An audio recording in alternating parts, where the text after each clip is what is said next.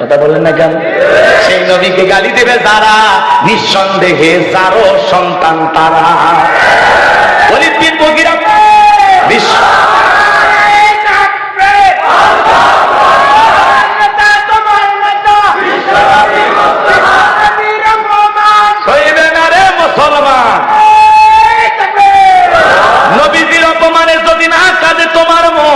মুসলিম নয় তুমি মুনাফিক, নবীজির দুশমন। নবীকে গালি দিয়েছিল ওয়ালিদ বিন মুগীরা। ধরে বলেন কি নাম? এই ওয়ালিদ বিন মুগীরা বিশ্ব নবীকে গালি দিয়েছিল।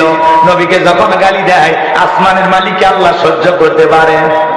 নবীকে কেউ কিছু বললে আল্লাহ তার পক্ষ নিয়ে জবাব দেয়। আল্লাহু আকবার বলে।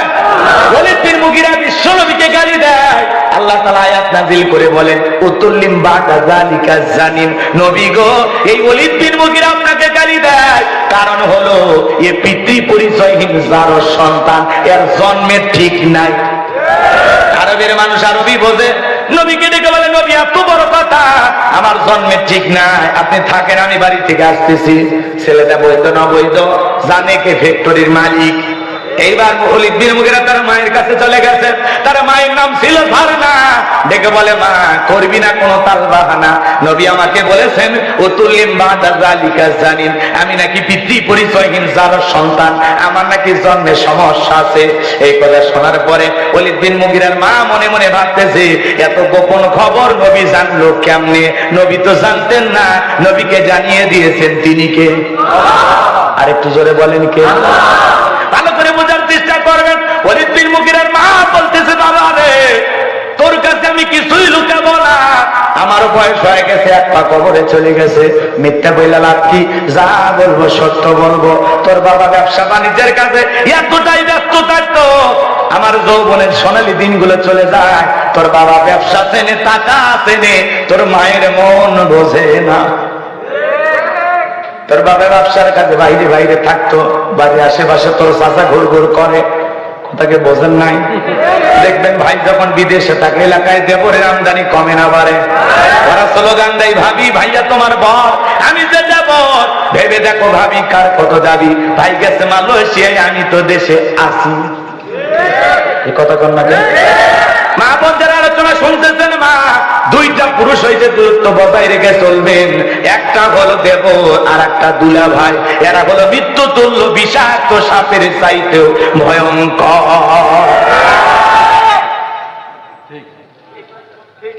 কয়েকদিন আগে লালমনিরহাটে এক দেবর ভাবিকে নিয়ে উধাম। বরিশালের একটা ছেলে আমাকে ফোন দিয়ে বলে হুজুর বলেন তো ছোট ভাই কি বড় ভাইয়ের বউকে বিয়ে করা যায়? বলেন ভাই কান্নাকাটি বন্ধ করেন, ঘটনা খুলে বলেন। বড় ভাই কি মারা গেছে? কয় না হুজুর, আমি হতভাগা বড় ভাই। এই সমাজে এগুলো আছে না নাই? চাচি ভাগে গেছে ভাতিজার সাথে, মামি ভাগে গেছে ভাগিনার সাথে। এই সমাজে এগুলো অবৈধ সম্পর্ক আছে না নাই? আমার সোনার দেশটা খাইছে রে পরকিয়া প্রেম। আর এই অর্ধেক নষ্ট করেছে মোবাইলটা। এই মোবাইলের কারণে দেশের 12টা বেজে গেছে, কথা কোন ঠিক কিনা? এই মোবাইলের কারণে যুবক সমাজ নষ্ট হয়ে গেছে, তরুণ যুবতীরা অশ্লীল পথে পা দিয়েছে। এই মোবাইল যুব সমাজকে খাইছে, কথা কথা। দেশে মোবাইল আইছে, চিঠি বন্ধ হইয়াছে, দিওয়ানা বানাইছে, পোলা মাইয়ার মনের কথা ভাসে বাতাসে। না থাকার জন্য মেলা রাত হয়েছে, দোয়া করে দিল। তাহলে মোবাইলে অশ্লীল ভিডিও, গান বাজনা, প্রেম প্রীতি সব ছেড়ে দেওয়া, তাহলে বলবো আগে ওয়াদা দাও। কারা কারা ভালো হবে দেখে ওয়াদা দাও। মোবাইল দিয়ে কোনো গুনাহ হবে না তো? আল্লাহ কবুল করে। দেশে মোবাইল আইছে, চিঠি বন্ধ হইয়াছে, দিওয়ানা বানাইছে, পোলা মাইয়ার মনের কথা ভাসে বাতাসে। ও দেখো পোলা পানের মন বাধা ফেসবুকে এখন, ও দেখো পোলা পানের মন বাধা ফেসবুকে এখন, মোবাইলে চ্যাটিং কইরা কাটায় সারাক্ষণ। এই মোবাইল পাইয়া দেখো মদনের মাইয়া, এই মোবাইল পাইয়া কাণ্ড ঘটাইছে, স্বামী সংসার রাইখা নাকি পালাইয়া গেছে, সে যে স্বামী সংসার রাইখা নাকি পালাইয়া গেছে। দেশে মোবাইল আইছে, সিটি বন্ধ হইয়াছে, দিওয়ানা বানাইছে, ওলা মাইয়ার মনের কথা ভাসে বাতাসে। দেশে টিকটক আসিয়া সব গেল ভাসিয়া, দেখো টিকটক আসিয়া সব গেল ভাসিয়া, সিদ্দিক সরা নায়ক হইছে আইডি খুলিয়া। এই মোবাইলে হাই কি জাদু আছে ভাই, এই মোবাইলে হাই কি জাদু আছে ভাই, পোলাপান বুঝেছে, পড়ালেখা তুইলা রাখছে সপ্তম আকাশে, পড়ালেখা তুইলা রাখছে সপ্তম আকাশে। অটো পান সিক্স বানান করলে পারে না, কথা কয় না, বানান করতে বলে ফাইভ, বানান করে লাইফ, কথা কন ঠিক কিনা? রাগ করতেছেন আপনারা? এই সমাজের যুবক তোমরা যারা আছো, পায়ে হাত দিয়ে অনুরোধ করি, মোবাইলের মাধ্যমে কোনো প্রেম ভালোবাসা করা যাবে? বিয়ের আগে অবৈধ কোনো সম্পর্কে জড়ানো যাবে? পিতা মাতা পছন্দ করে বিয়ে দেবে, যেখানে বরকত আছে, কল্যাণ আছে, মুরব্বীদের দোয়ানে বিয়ে করবা। যুব সমাজকে আল্লাহ হেদায়েতের পথে কবুল করুন, জোরে বলুন আমিন। এদিক খেয়াল করেন, অনেক কথা আছে। মা বোন যারা বসে আছেন, মা চারটে আমলে আটটা দান, আটটা জান্নাতের দরজা আপনাদের জন্য খোলা। 1 নাম্বার নামাজ, 2 নাম্বার রোজা, 3 নাম্বার ফরজ পর্দা, 4 নাম্বার স্বামীর খেদমত। এই 4টি আমল মা বোনেরা যদি সঠিকভাবে করতে পারে, মা বোনদের আমল কম, দাম বেশি, কথা বলে। এই পাগলিরা নামাজ পড়ে না, রোজাও ঠিক মতো রাখতে চায় না, পর্দা তো করতেই চায় না, স্বামীর খেদমত বাদ দিয়া সাহেবের খেদমত করে, পীর সাহেবের খেদমত করে। এলাকায় আছে না নাই? স্বামীর ভক্তি নাই, পীরের ভক্তি ভিতর।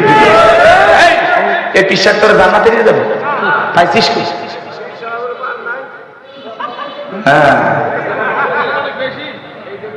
আল্লাহ হেদায়েত দান করুন। আরো জোরে বলেন। পীর ওস্তাদ যাকে ধরেছেন, সে যদি ভালো মানুষ হয়, আপনাকে কিছু আল্লাহ তাআলার ভয় যেন অন্তরে জাগ্রত হয়, সেই বিষয়ে আপনার কিছু শিখাবে, যার মাধ্যমে আপনি পরকাল বুঝতেছেন, দুনিয়া বুঝতেছেন, যে আপনাকে পরিবর্তন করার জন্য কাজ করে। আপনার মুখে দাড়ি ছিল না, যেই পীরের ওয়াজ শুনে আপনি দাড়ি রাখতেছেন, যে পীরের ওয়াজ শুনে 5 ওয়াক্ত নামাজ আদায় করতেছেন, যে পীর হাদিয়া তওফার আশা করে না, যে পীর নারী পুরুষ একত্রে নিয়ে জিকির করে না, ঢোলক বাজায় না, হক্কানি পীর আল্লাহওয়ালা ছিল, পীর ছিল শাহজালাল, হুঙ্কার দিয়েছে গৌর গোবিন্দ পালাইছে, এগুলো পীর। শাহজালাল, শাহ পরান, শাহ মাকদুম, বাইতুল বুস্তামি, আব্দুল কাদের জিলানী, বরাবর আল্লাহওয়ালারা জমিনে ছিল, কথা বোঝেন না? ওয়াকুনু মা সাদিকিন, তোমরা সত্যবাদীদের সঙ্গী হও। যে পীরের পা থেকে মাথা পর্যন্ত নবীর সুন্নাত দিয়ে ঢাকা, যার চেহারার দিকে তাকাইলে আল্লাহর কথা স্মরণ হয়, যে পীর বলে আমার মুরিদ দাবি করলে এত নামাজ ছাড়া যাবে না, যে পীর নিজের ইমামতিতে মুরিদদেরকে নামাজ আদায় করে, এটা হলো পীর।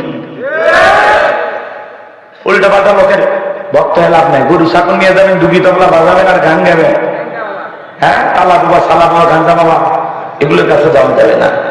আল্লাহ হেদায়েত দান করে, জোরে বলেন আমিন। ভণ্ডবীর যেখানে আমরা নাই, আল্লাহওয়ালা যেখানে আমরা আছি, মনে থাকবে তো ইনশাআল্লাহ।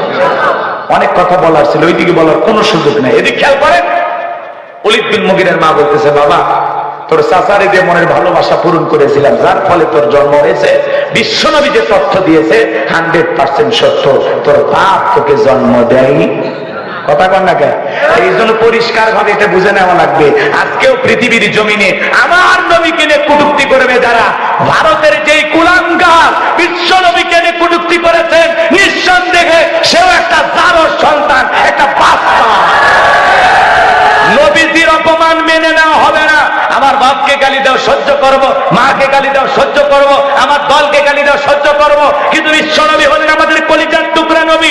নবীকে যদি কেউ গালি দেয়, বাজে ভাষায় কথা বলে, নবীর ইজ্জতে আঘাত দিয়ে কথা বলে, ওই নাস্তিক বেঈমানকে ধইরা ওর বুকের উপরে জিহ্বার টান দিয়া সিরা কুকুরকে খাওয়ায় দেব। এরপরে নবীজির অপমান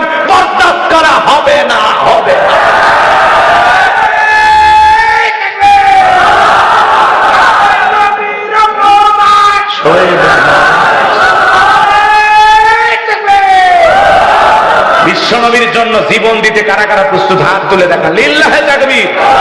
আল্লাহ আমাদের সবাইকে রাসূলের খাঁটি উম্মত হওয়ার তৌফিক দান করে। জোরে বলেন আমিন। রাসূলের প্রেম, দেশ প্রেম এবং সকল মানুষের সাথে সুন্দর আচরণ করার মন মানসিকতা আল্লাহ আমাদের দান করুন। অনেক কথা বলার ছিল, আমি আবার এখান থেকে একটু ঢাকায় যাওয়ার নিয়ত আছে, আপনারা একটু থাকেন। বাংলাদেশের একটা জাতীয় মুফাসসির সম্মেলন হবে ঢাকায়, যার প্রধান অতিথি ডক্টর শফিকুর রহমান আমিরে জামাত। সারা দেশের সকল ওলামা ইকরামদেরকে নিয়ে সুন্দর একটা আয়োজন হবে। সেই আয়োজনে যাওয়ার নিয়ত আছে। কতটুকু যেতে পারবো আল্লাহ তাআলা জানেন। এজন্য আপনারা একটু দোয়া করবেন। রাগ করতেছেন আপনারা? আমরা সকল ওলামা ইকরাম ঐক্যবদ্ধ হতে চাই। কথা বলে ঠিক কিনা? বক্তা, মুফাসসির, ইমাম, মুয়াজ্জিন সবাই যদি ঐক্যবদ্ধ হয় এই সমাজ পরিবর্তন হবে ইনশাআল্লাহ। তো ঢাকায় এই প্রোগ্রামটা আছে, যার প্রধান অতিথি আমিরে জামাত ডক্টর শফিকুর রহমান।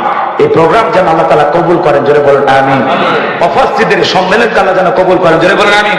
এর পেছনে যারা মেহনত করতেছেন, বুদ্ধি পরামর্শ দিচ্ছেন, সহযোগিতা করতেছেন, কষ্ট পরিশ্রম করতেছেন, দেখবেন আগামী কালকে ফলাও করে মিডিয়াতে প্রচার হবে আলেমেরা ঐক্যবদ্ধ। আল্লাহু আকবার বলেন।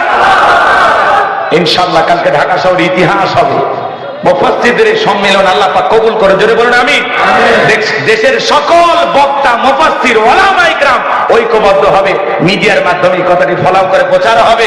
এবং আমরা চাই আলেমেরা যদি এক সুরে কথা বলে, সকলে যদি একামতে দিনের কথা বলে, আল্লাহর জমিনে দিন কায়েমের কথা বলে, আল্লাহর জমিনে কোরআনের রাজ কায়েম করার কথা বলে, সকল আলেমদের মুখ দিয়ে যদি হক কথা বলা শুরু হয়, আমার বিশ্বাস বাংলাদেশে ইসলাম প্রতিষ্ঠিত হবে ইনশাআল্লাহ। এই জন্য আমরা পরিষ্কার ভাবে বলতে চাই, ওলামা ইকরাম যদি ঐক্যবদ্ধ হয়, এদেশের সকল মুফাসসির, বক্তা ভাইয়েরা যদি ঐক্যবদ্ধ হয়, আগামীর বাংলাদেশ আলেমদের বাংলাদেশ, আগামীর বাংলাদেশ ইসলামের বাংলাদেশ, আগামীর সূর্য ইসলাম আলাদের সূর্য। লিল্লাহে তাকবীর। আল্লাহ এই দেশকে ইসলামের জন্য কবুল করুন। সকল ওলামা ইকরামদেরকে ঐক্যবদ্ধ হওয়ার তৌফিক দান করুন। জাতীয় এই মুফাসসির সম্মেলনকে আল্লাহ পাক ভরপুর সফলতা দান করুন। জোরে বলুন আমিন। ওয়া আখিরি দাওয়ানা আনিল হামদুলিল্লাহি রাব্বিল আলামিন। এখন আমরা দোয়ার দিকে চলে